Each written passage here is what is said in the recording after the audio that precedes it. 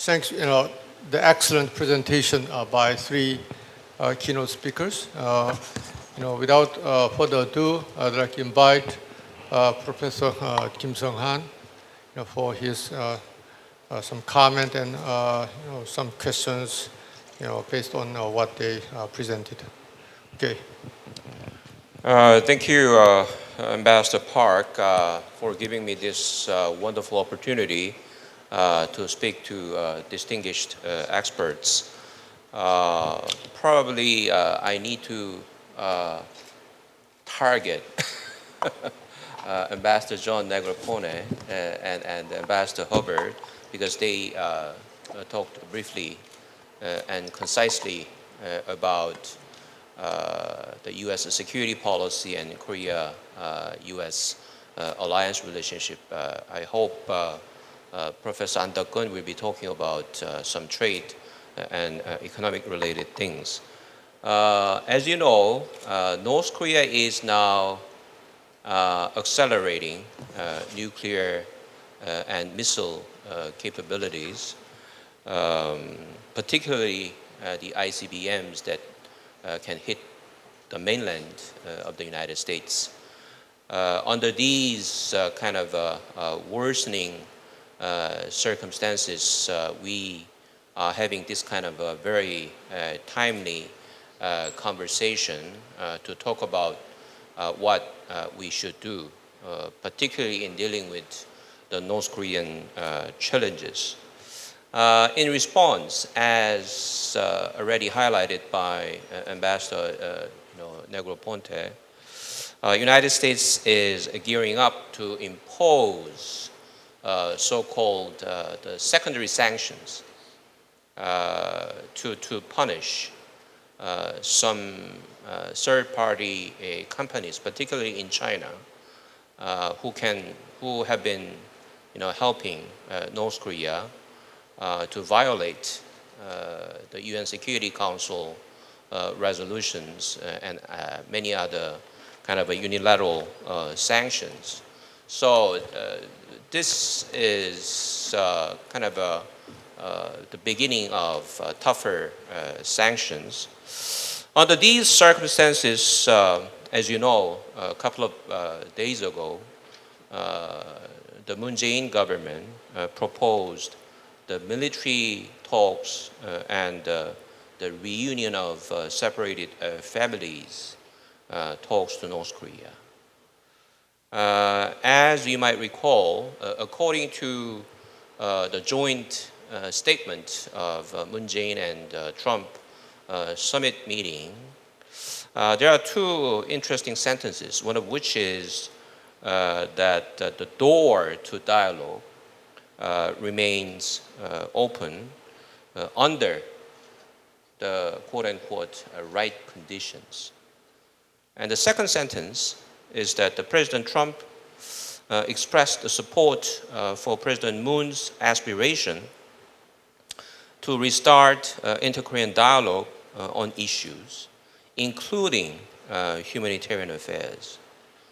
So my question is directed to Ambassador Negroponte. Do you think President Moon's proposal for inter-Korean talks, the military talks and the reunion of separated family talks, this kind of proposal is the right now, whether it is the right circumstances to restart dialogue with North Korea? For me, it would have been better, a lot better, if Moon Jae-in government just proposed kind of a humanitarian related talk, such as the reunion of separated family talk, rather than the military talks to North Korea. But actually they have proposed both of them, the military talks and the humanitarian talks in light of the worsening military situation that requires US, Japan, ROK, security cooperation. And my second question is about the approach related to North Korea strategy. As you may recall, President Moon and other high-ranking officials of the current government have been saying so-called two-stage approach, starting with nuclear freeze and move on to denuclearization, which makes sense. We are all sitting over here, and then if we want to work, we have to stand up first. Likewise, we need to freeze first, and then we can move toward denuclearization. Nevertheless, quite interestingly, since the summit meeting, if my memory is correct, no high-ranking officials of the US government have uttered this kind of a gradualistic approach or two-stage approach. Never. Please correct me if I'm wrong. They rather focused on, more sanctions, tougher sanctions, and sort of a comprehensive approach, rather than kind of a gradualistic or two-staged approach. So my question is whether we can say there is kind of a big disparity or discrepancy between Seoul and Washington. My third question is, this is the last question. Maybe the first one is what I forgot that, but actually, you remember, right?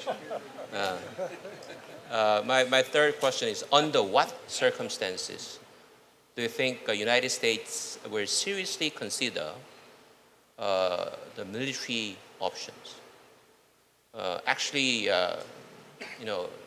your speech, Ambassador Negroponte, actually you emphasized the peaceful approach in the last night's speech.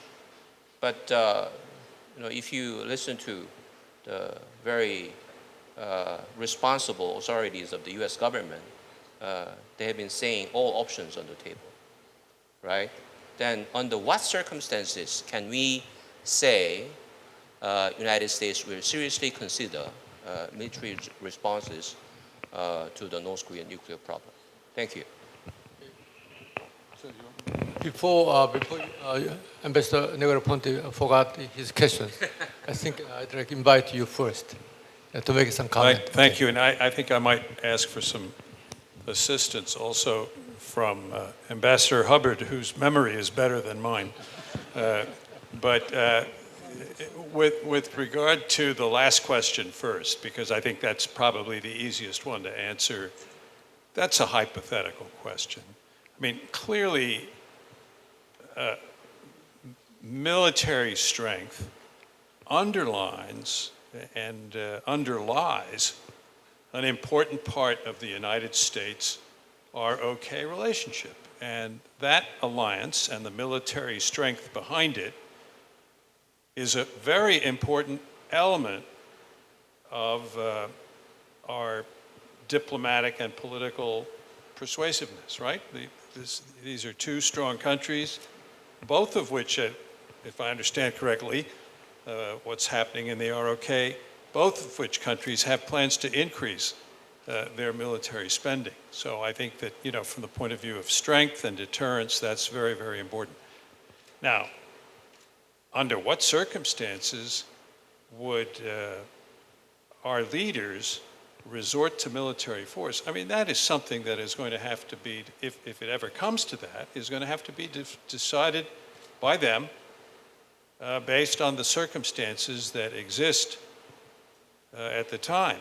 And I think that we can only, get into trouble by trying to speculate under exactly what circumstances those would be. I mean, I don't think it serves much purpose. On your first question,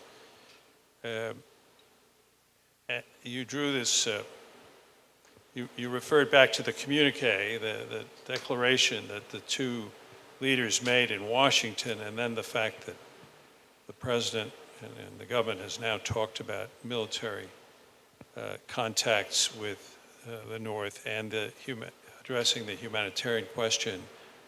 I see this more as the notion that the government of the Republic of Korea is trying to find some kind of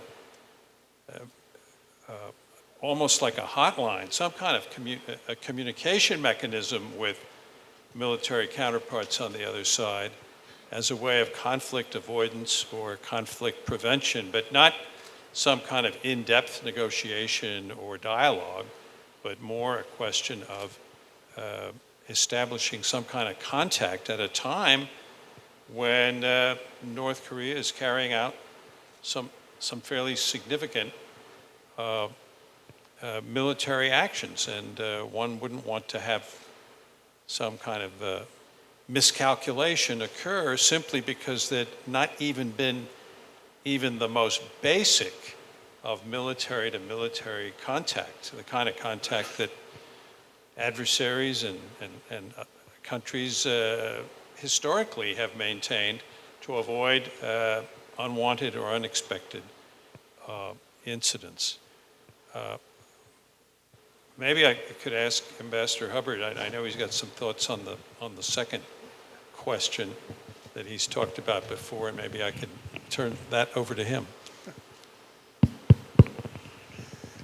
It's a very good question, and I'm not sure I have a definitive answer, but I think you're right that no U.S. officials have specifically talked about a two-phased approach in which you first freeze and then eliminate the North Korean capability.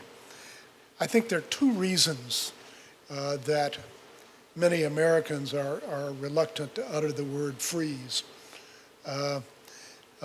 One is that to say our objective is to freeze is seen by some as implying that we're prepared to accept the nuclear capability and missile capability that North Korea has already developed.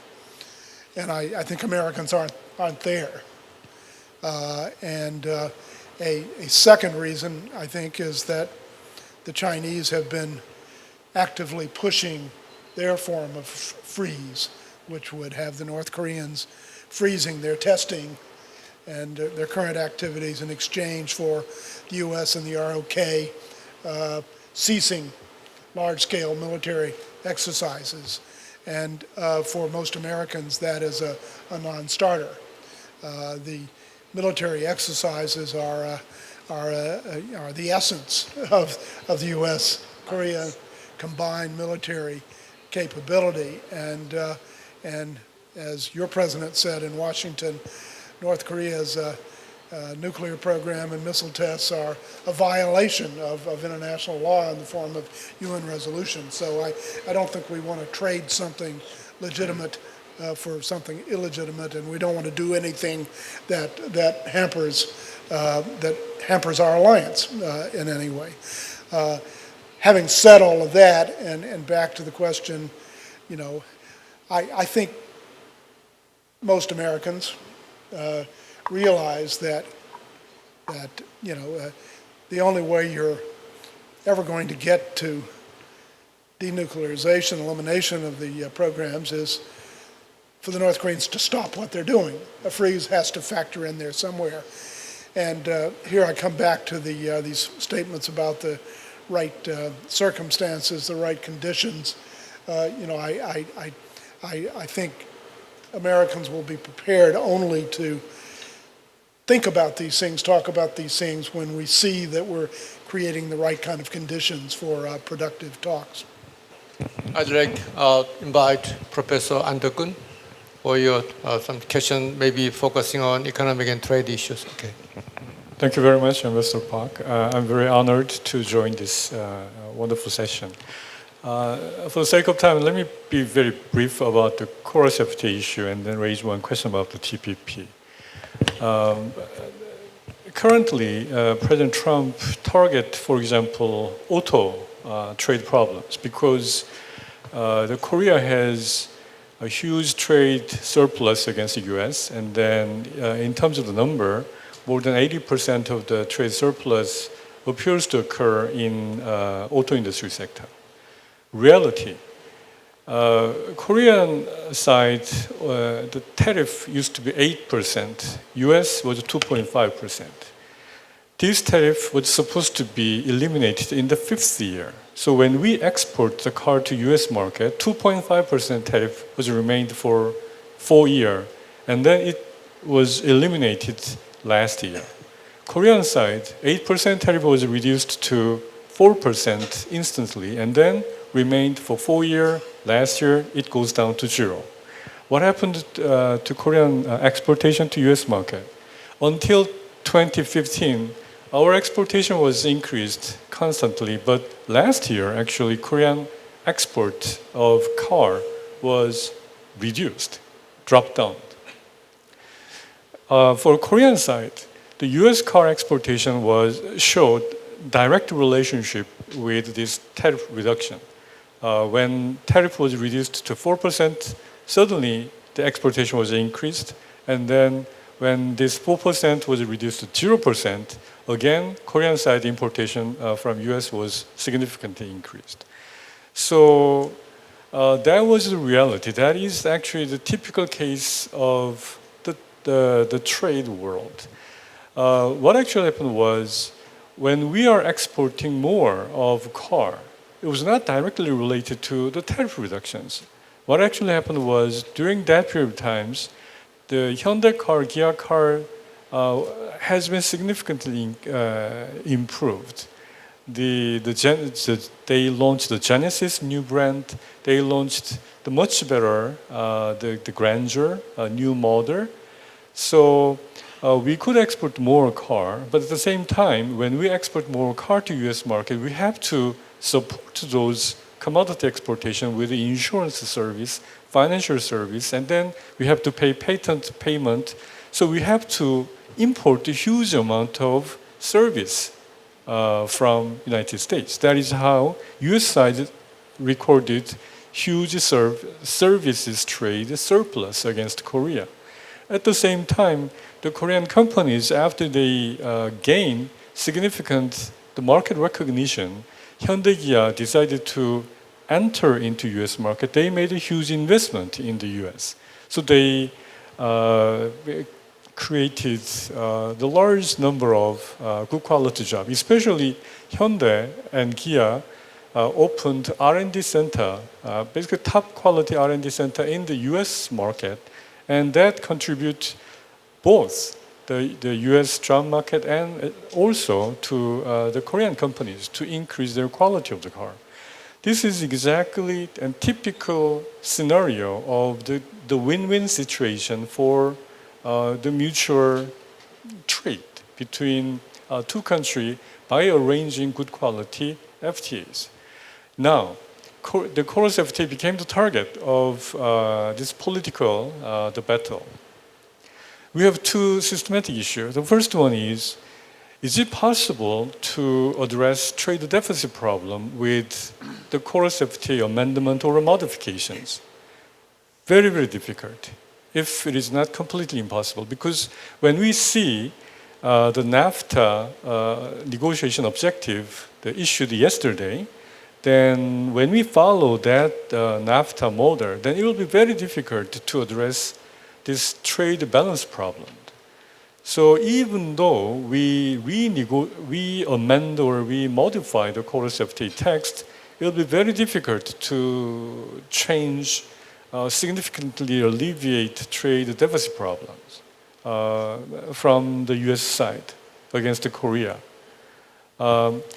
Secondly, even if that can be possible, somehow by changing the FTA text and somehow reduce the trade deficit problems, then it will be really desirable situation for US economy, as I explained earlier. That means probably there are service exportations of financial services, business services, legal services will be reduced. So that's simply rebalancing of trade balance. They may have some more plus number in the merchandise trade, but they will have huge minus for services trade. Although it is the services sector that US industry has the strongest competitiveness. So this is the current situations. That is why the current COROS-FTA amendments or modification work can be concluded with mutually beneficial outcomes without too much distortions for both economies. My question regarding the TPP is, what do you think? Currently, the President Trump actually, with executive order, withdrew from the TPP. But if you look at the COROS-FTA history, after we signed this COROS 2007, we ratified this 2012. It took 5 years. So if we have, the President Trump's term may not be extended, then 4-year term may be regarded as kind of transition period. If next president try to reverse this decision and reinstitute this TPP, then there seems to be still the possibility to have the TPP revived. That is probably why the New Zealand government ratified this TPP even after US government withdrew from the TPP. So what do you think? Do you, in your opinion, is there any hope for the TPP, or is completely dead?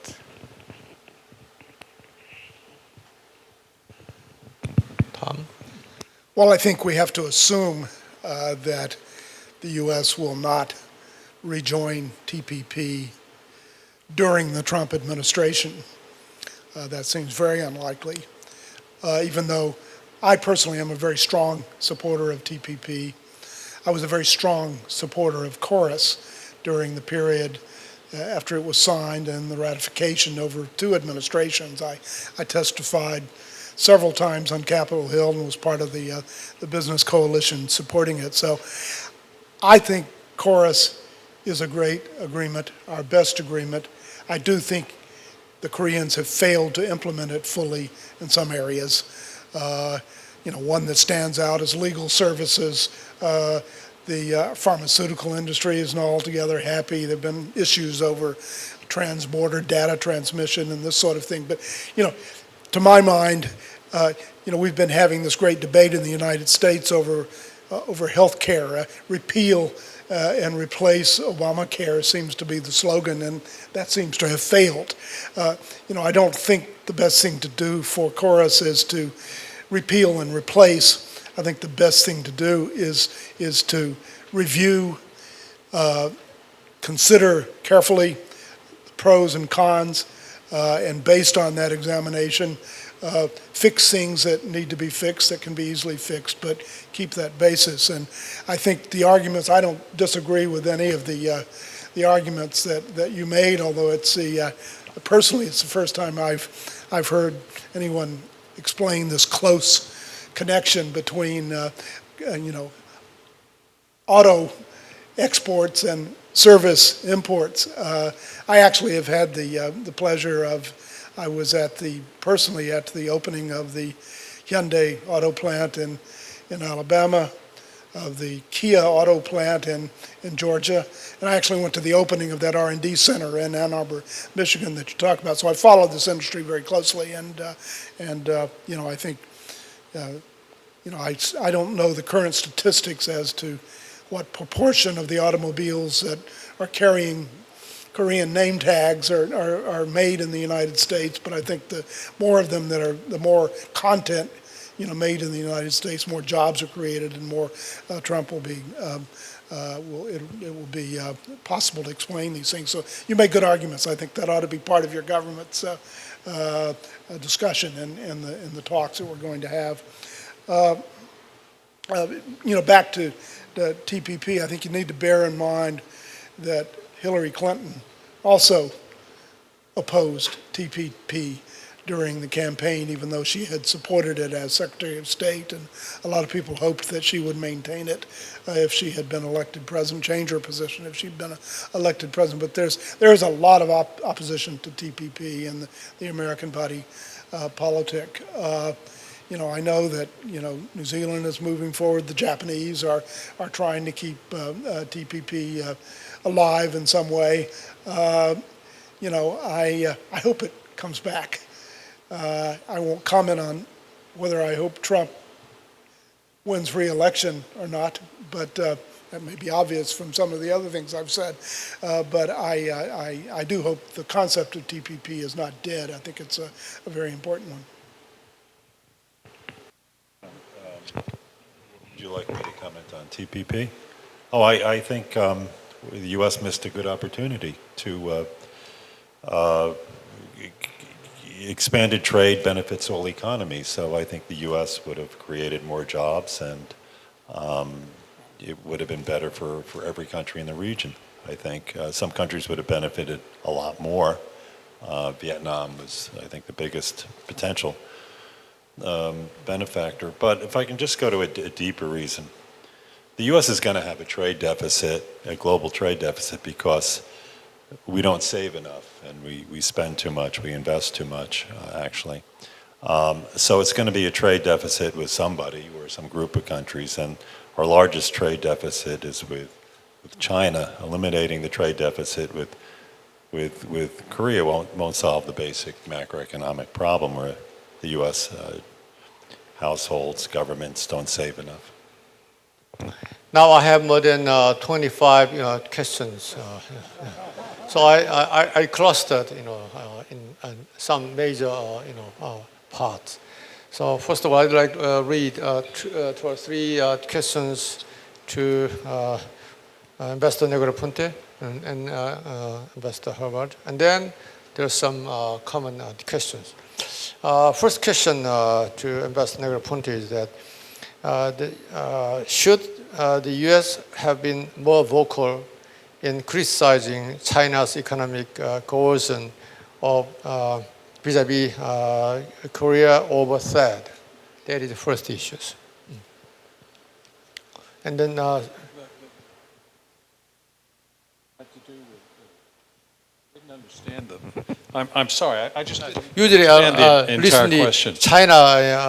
Chinese government put some sanctional measures against South Korea on the reason of the THAAD deployment. Oh. So in that case, U.S. should be more vocal in criticizing China's such kind of some unexpected, repercussion. No, I understand. Should we have been more critical of the actions that China took to try to punish South Korea with respect to, obviously we don't agree with what China has done, and we think that what we are doing is right and is purely defensive in nature, and we appreciate the fact that the government of South Korea agrees with that. And we're talking about providing a capability to the United States forces here in South Korea to protect themselves. I've always had difficulty understanding the Chinese position in that regard. But what we might have been able to do to prevent them from carrying out these sanctions, I'm not entirely certain. I will give a little, relative light question.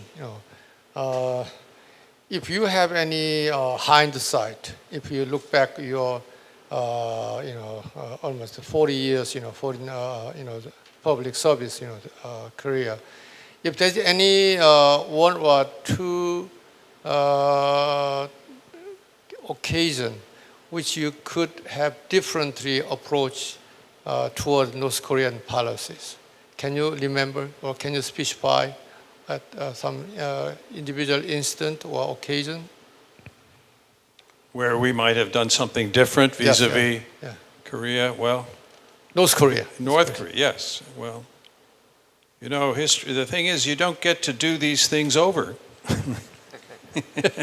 That's the hard reality and the truth of the matter, and you sort of have to deal with the situation as it is, and you have to carry on. And if we want to rehearse history and go back over what happened, you can always say, what if? You know, the what if approach to history. What if I can give you better ones with respect to Vietnam than I can with respect to Korea? What if Franklin Roosevelt had still been alive and when Ho Chi Minh declared independence, since he had been so adamant in the view that the British and the French should give up their colonies. There's a whole correspondence between Churchill and Roosevelt where Roosevelt keeps telling him, you've got to get rid of your colonies. And Churchill died in April 1945. Ho Chi Minh declared independence in September. Would things have been different if we had supported the creation of an independent Vietnam in 1945, rather than helping the French come back in to reassert their control over Vietnam, because Vietnam had been occupied during the war by the Japanese? So, I mean, that's a good what-if question, but I'm not sure I know what good it does to, other than to entertain ourselves, right? Thank you. To Mr. Ambassador Hubbard, recently the U.S. 8th Army Headquarters has been moved to Camp Humphreys in Pyeongtaek from Seoul. So what implication do these changes have in terms of Korea's national security? Based on your experience. Well, I think, let me go back a little bit to your what-if questions. And I can say that the most difficult moment of my career here as ambassador was when 2 young Korean teenagers were killed, run over by a U.S. military vehicle up near Camp Red Cloud, in north of Seoul. And that is one of the reasons we decided to try to move our forces to less densely populated areas where our military could exercise on our own grounds without running the risk of accidents, tragic accidents involving civilians. So, I mean, I think the main reason we decided to move various parts of our military headquarters and facilities to Camp Humphreys was it made more sense given the fact that the degree to which Korea had developed. Did it make sense to continue training in heavily populated areas? Did it make sense to keep our military in the center of Seoul, which has other economic ambitions, et cetera, a modern country? So that's why we're moving. As far as I'm concerned, nothing that we are doing in this modernization of our military presence will have any negative impact on our ability to defend Korea, uphold our alliance, and keep the peace here. A question from a student from Yonsei University on the efficacy of the sunshine policy during the Kim Dae-jung, Nomuyon administration. Is it really effective even at this moment? Is that to me? Yep. Well, I think the Kim Dae-jung sunshine policy was the right thing to do at that particular moment in history. That occurred, of course, when Bill Clinton was President of the United States. He supported the Sunshine Policy. I'll go back in history a little bit, and maybe I shouldn't do this, but if there's one thing that I see in our approach to North Korea that would have made a really dramatic difference, that is, if President Clinton had actually visited North Korea. He wanted to do it. I think if the Democrats had won the election in what year was that? In 2000, which was contested, I think Clinton would have gone. I'm not sure we had prepared that meeting as well as it should have been. I'll have to confess at the time my recommendation to the president was he not go because I wasn't sure he could control that visit. But think, what if at that early stage in North Koreans' development of these dangerous weapons, we had an American president who wanted relations with North Korea. We had a North Korea then that wanted a relationship with the United States. I think we would see a very different situation on the Korean Peninsula. One more interesting question from the Wellesley College student. What bright future can we offer North Korea? So if I paraphrase that question, if we look back our common effort struggling, North Korean, nuclear issue during the last 20 years. So every time we came up with some new ideas in terms of what kind of carrot and stick could be appropriate. But my question is, a revised question is, do you think still we could have any carrot remaining?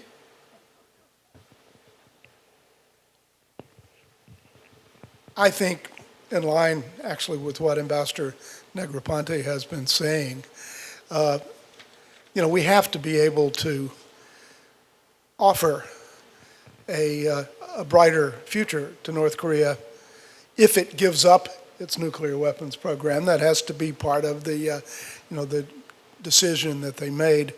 I think there's all sorts of things that would make life better for the people of North Korea. And we've looked through the years at getting the World Bank and the Asian Development Bank involved there, et cetera. But the problem is, they're continuing to pursue this nuclear weapons program, and we simply, I don't think North Koreans are willing to trade that for any carrots alone that we can think of. It have to be combined with some negative counter circumstances.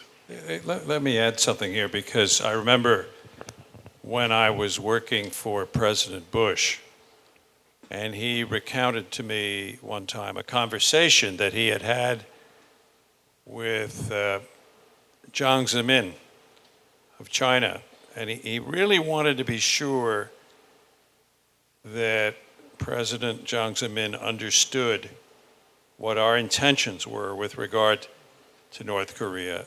And they had a very long, serious conversation about this, where the president explained, look, we are prepared to normalize relations with North Korea. We're prepared to have the full range of economic and political relationships that would accompany that. And all of that could flow and follow from the solution, a resolution of this nuclear issue. And sometimes I wonder in my mind, and he meant that very sincerely, and he asked Jiang Zemin to be sure to convey this message to the North Korean authorities. And sometimes I wonder whether the leaders in North Korea have difficulty actually visualizing or grasping what the impact of normalization could be on their own country.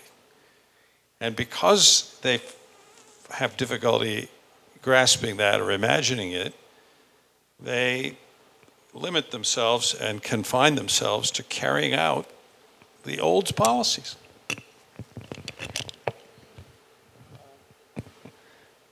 as almost the last question, there was some question by Yonhap News Television.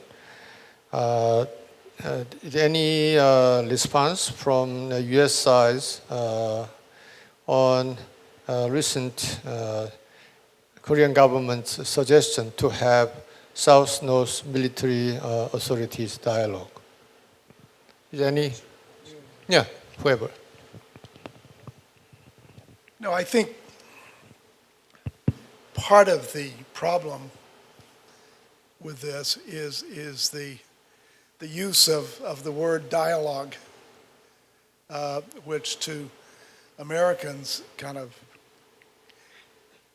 conjures up the thought of engaging in dialogue with North Korea to try to resolve the nuclear problem.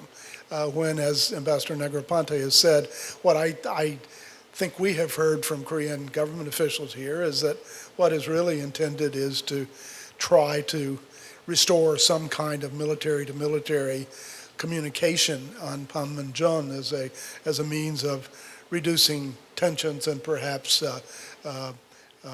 preventing mistakes. So my personal view, and I'm not in government, I think that makes sense. But the way this whole thing was framed and phrased, I'm not sure it was well understood by those making the statements back in Washington, and I think we'll all try to correct those misimpressions when we get home. Okay, thank you. The question from the UPenn Wharton School, the team. Is the Trump administration's decision to invoke economic sanction against North Korea the right approaches given the historical inefficiencies in the past? It's kind of a basic question, but anybody's? Well, I think sanctions have to be part of our approach to North Korea. Sanctions are often a means of punishing violations of international rules and norms, and clearly the North Korean nuclear and missile activities violate UN Security Council resolutions, and there should be some kind of punitive response. At the same time, we hope that sanctions have a more positive purpose of changing behavior. And again, I think as part of this combined policy, I think, between the U.S. and the ROK of supporting enhanced pressure and keeping our mind open for opportunities for dialogue, I think sanctions have to be part of that enhanced pressure. But they're not the sole answer. We're not going to force North Korea to give up their nuclear weapons because of sanctions, but perhaps we can help persuade them to get back to productive negotiations. The last question, and also as a privilege of the moderators, I'd like to just one last question. Some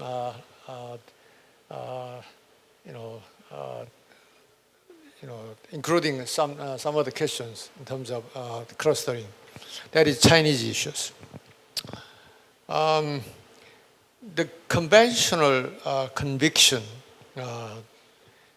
is that China will have the final, maybe last ditch to resolve North Korean nuclear issues, because they still have something to make some final and decisive sanction vis-a-vis North Korea.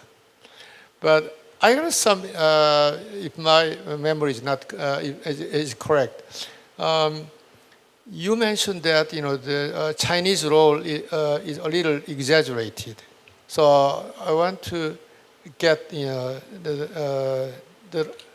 your position dialectically.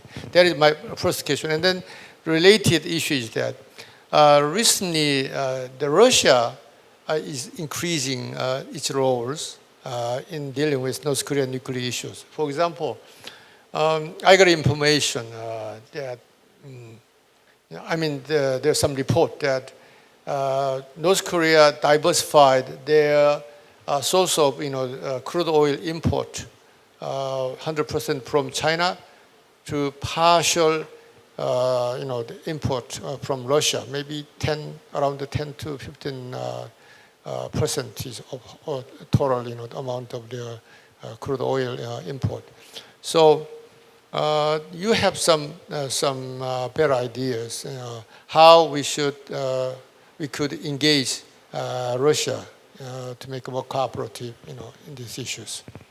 Right. Well, on the first question, is China's role exaggerated? I actually, when we discussed that earlier, I was conveying what the Chinese themselves have told us in the dialogues we've had with them when we raised the issue of certainly in my experience when I was conducting the political dialogue with my Chinese counterpart, Mr. Dai Bingguo, and we were talking about Korea, admittedly now 7 or 8 years ago, he would always respond by saying, but please don't exaggerate, do not exaggerate the influence that we have with North Korea.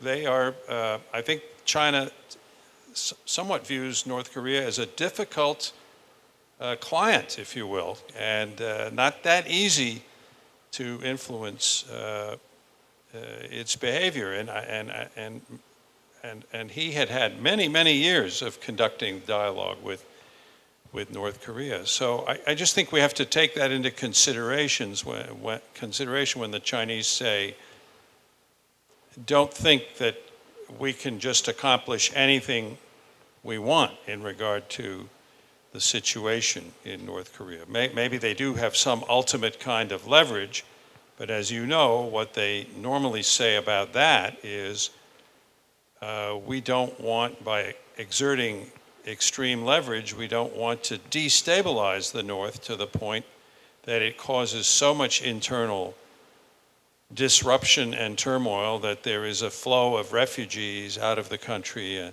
and so forth. That's the other point that they make. So we at least have to pay attention to what China says, because they certainly say it very consistently. On the role of Russia, well, of course, they're an affected party also. Vladivostok is not very far from here, and Russian interests could be directly affected or threatened by developments in North Korea. I think because Russia has enjoyed and has been experiencing a certain resurgence in its power, wealth, and influence since the low point, if you will, of the 1990s, and now with increased oil prices that occurred in the decade past, and the increased oil production, and the leadership of Mr. Putin, who's very determined to restore the global role of the country of Russia, I think it's not surprising that they've taken a stronger interest lately in the Korean question. So I think it's very possible that they could become more of a factor as we go forward in pursuing a solution to this problem. This could be a positive thing. Thank you so much. Let's keep some big hands for our distinguished presenters and discussants. Thank you.